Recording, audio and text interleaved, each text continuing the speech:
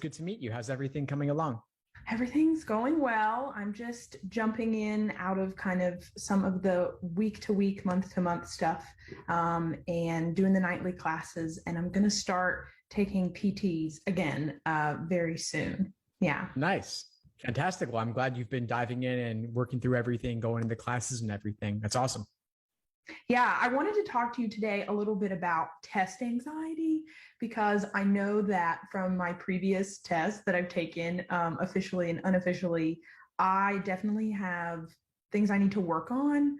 And I think in particular, before I start jumping into my next practice test, I want to kind of build up along the way so that when I get to test day, I'm like, oh, well, I've got this, I'm set. And I've been putting a lot of that practice to like not get anxious into motion. Sure, of course. Glad to help. What's your target test date? I would say October. Good. So you got some time. Yeah. Yeah. Fantastic. That's great. So you have a few months where you can put things into practice, take some timed exams and work on that review as well. What do your timed practice tests look like? Have you taken any yet? Have you simulated test day? Yeah. I mean, before I had taken several, like 30. But I guess when I did, yeah, that was a lot. Not like in the last month or anything, but like when I studied previously. So I would say that one of the things that I did when I simulated is, I mean, I got into a quiet space. I made sure that things were the way they would be on test day with lighting and air conditioning and everything. And then, would do the timing and have like, I had a proctor thing on my phone as well. So I tried to really simulate as much as possible. But I don't know, I guess on test day, you do get those jitters. And so I'm looking for ways to make sure that doesn't happen, particularly when I get stumped on a question and then I like spend way more time than I need to on it. Mm-hmm. That's definitely something to work on, is just not getting bogged down in any one question. One thing I recommend for that is mindfulness meditation, to just practice taking charge and focusing on what you need to focus on. Have you ever tried that? Anything like that? I've tried it, but I've not been consistent with it. But I've tried a little bit. I guess I need to like do it every day, I think, and be on that for sure. When you tried it before, what was that like? How long did you try it for per session? 10 to 15 minutes, I think was what, I had tried per session. Okay. I'd try reducing that a bit. So if you could reduce the duration, but increase the frequency. So instead of 10, 15 minutes every couple days, and it's hard to block off 10, 15 for something like this. It can feel that hard at least. What if you just tried to do 3 to 5 minutes every single day? Yeah, I think that would be good. And anchor it to something else that you do. So what's another thing that you do every single day where you could see yourself doing the mindfulness immediately afterwards? I make breakfast in the morning every day, so I could do it while I do that. That's like a quiet moment where I could do that for sure. Yeah. Cool. So you make breakfast. Maybe you don't want to delay eating the breakfast. Yeah, right. maybe after you eat breakfast, yeah, then you give yourself 3 to 5 minutes to focus, or maybe before you start breakfast, 3 to 5 minutes. Typically afterwards is a good way to anchor it. So you have an activity that anchors you, and then you do whatever the new habit is that you're trying to form. Do you think it's good to do meditation like right before the test? I did that on the last official test I took, but I'm not sure that I still got anxious. I hear you. Yeah. Well, I do think it's a good idea, and maybe you would have gotten more anxious without it. Yeah. But just a few minutes just to kind of center yourself, focus on your breath. Doesn't have to be super serious or super heavy. I would just keep it light and just say, okay, I'm focusing on my breath for just these next couple minutes, and trying to clear your mind, focus on the breath alone. And that way you're training that focus as a muscle, so that if you're finding yourself getting bogged down or stuck on a particular question, you can then recognize that it's happening. Look, okay, I'm kind of spiraling here and not really getting anywhere. And you can get worried about that one question, understandably so, but everything's worth the same. So whatever that question was, you just let go of it, flag it, skip it, hope to come back to it later. That was another question. It kind of ties into the like staying on a question for a long time, is the idea of hyper skipping and how that works. Because I'll be honest with you, let me turn my brightness up. I'll be honest with you, I have a lot of trouble skipping because then I'm worried. I'm like, what if I don't get time to go back to it? And so I guess just walking through some of the benefits of that, because I typically don't do that. And maybe I should, to gain points somewhere else later in the test. Well, one benefit is that you then potentially have the opportunity to come back with a fresh perspective and break out of whatever tunnel vision you might have had associated with that question in particular on your first read of it. So that's one thing. Yeah. You also get the benefit of getting to the end of the section and knocking out any easier questions. So maybe there's a long parallel reasoning question that's number 19 or number 20. Mm-hmm. But question 25 might actually be a little bit easier. So why would you want to do number 19 first? It's a long parallel and will take you longer to complete, might be tougher. When number 25, you could secure that point first. Okay, yeah, that makes a lot of sense. I know I have to get in the habit of doing that. I mean, I don't want to skip all kinds of questions. I guess what would be a set number that would be okay to skip on a test to then come back to? Like, I might do in logical reasoning, I might do 4 questions. I might skip 4 questions in one section. And that doesn't mean that I don't even look at them at first at all. But if it's a long parallel or a long principle application and it's a number 19 or so, I might just skip it at first glance and say, I'll deal with this later. I don't want to look at it right now because I'm reading a lot more text and interpreting a lot more text for the same number of points. So that's one thing I might do with those. And then there's others where I might get down to 2 choices and I'm not really sure between the 2. I might pick one and flag it because I want to come back and have some more time. Hopefully. I don't know if I'll definitely have that time, but I'd like to move at a fast enough pace that I can at least lock up whatever else there is, because that question is already a 50-50.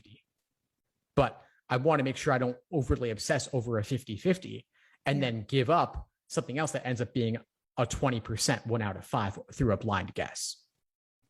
Yeah, that makes a lot of sense. Yeah. I don't want to like lose points where I could pick them up in other places for a question that maybe I would, have a better shot at.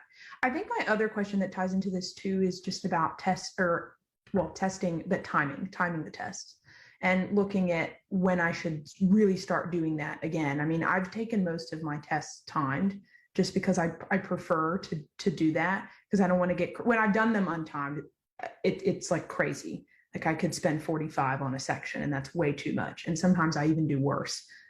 Which I don't know why. Maybe I just have more time to think about a question and change my answer. So I guess when would be a good time to start timing again, or should I just go and do that? I might start now. I mean, so now, okay. If you've already done dozens, you said, right? So yeah. You've got exposure to the basics of the exam. You have a good foundation. Or do you feel like you have a good foundation? I do. I guess just my question in it is because I have done so many of the timed ones, I'm wondering if it would be of any benefit to do 1 or 2 or 3 untimed and then slowly build up. I don't know. I mean, I've been doing sections untimed right now. So I just don't want to jump in too quickly if I'm not ready. And then I use a test that I could have waited for down the line. I hear you. I mean, there's benefits to both. I think that since you're noting that test anxiety is a concern, I want you to keep timed exams as part of your routine. Okay. Maybe you want to do 1 timed exam a week with review. Yeah. And then if you want to do some untimed work on the side, you can still do that as well, just to refine your accuracy a little bit more. But remember that the review after the fact is another opportunity to really drill deep into the nuances of the question. Right. Yeah. No, definitely. And I've been keeping like a wrong answer journal and really trying to take time to go through it. I know it's best to do review like a day or 2 later, right? You don't want to do it right after for most of them. Well, you want to be fresh. You want to be fresh. So I would do it within a day or 2. Okay. I wouldn't want you to do it immediately, at least not question by question, because you don't want to get used to that instant feedback because you're not going to get that instant feedback on test day. That's right. Yeah. Yeah. We wish we did, but we don't. Of course. Yeah. Yeah. Awesome. Well, I think that's it on my end in terms of just kind of looking at it. I really want to schedule everything out and make sure I do that, but I'll definitely, take the test timed and go from there. I guess before we go, how many hours of review do you think would be sufficient in terms of, like 2 or 3 hours for a test or less?